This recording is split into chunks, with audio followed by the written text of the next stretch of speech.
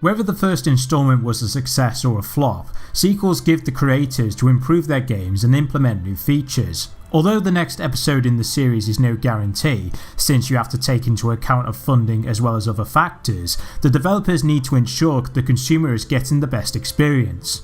Syberia 2 was released 2 years after the previous installment for multiple platforms, but I'm going to be focusing on the PS3 version as part of the Syberia Collection. While the gameplay, design and presentation are identical to its predecessor, it unfortunately carries over the flaws that were present from the previous game. Picking up where it left off, Kate Walker joins up with an automaton manufacturer, Hans Vorarlberg, which she met from the previous game. When she abandons her previous life as a lawyer, Kate joins up with Hans to find the land of Syberia and uncover the existence of the woolly mammoths.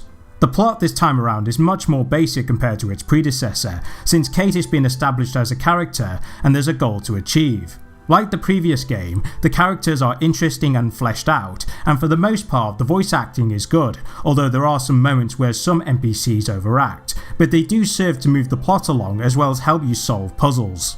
Speaking of puzzles, Syberia 2 is next to identical when it comes to its gameplay, as you have to find specific items, and some objects you'll pick up won't be used until later on.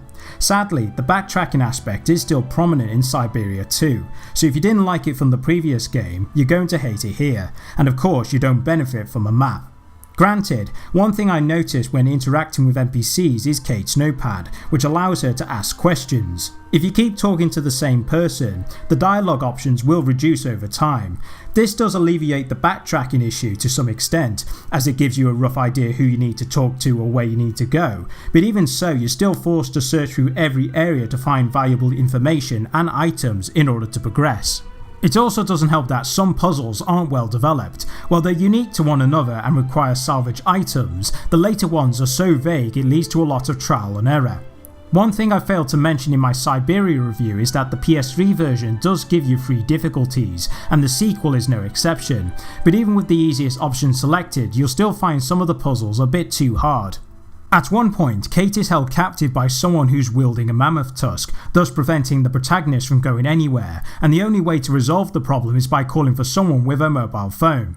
Not only it's inane in the context of the story, it also doesn't give you any hint of what you need to do. Not to mention, Kate sounds like the damsel in distress archetype when she's forced to call for assistance. Oscar, I've got Ivan here right in front of me, and he ain't looking very friendly. You've got to come and help me, please, Oscar. I fear that I hardly constitute a force of dissuasion, Kate Walker.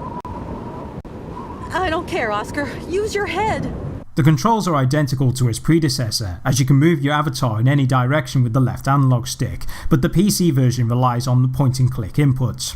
However, the console version can lead to getting stuck on the environment, which can lead to frustration.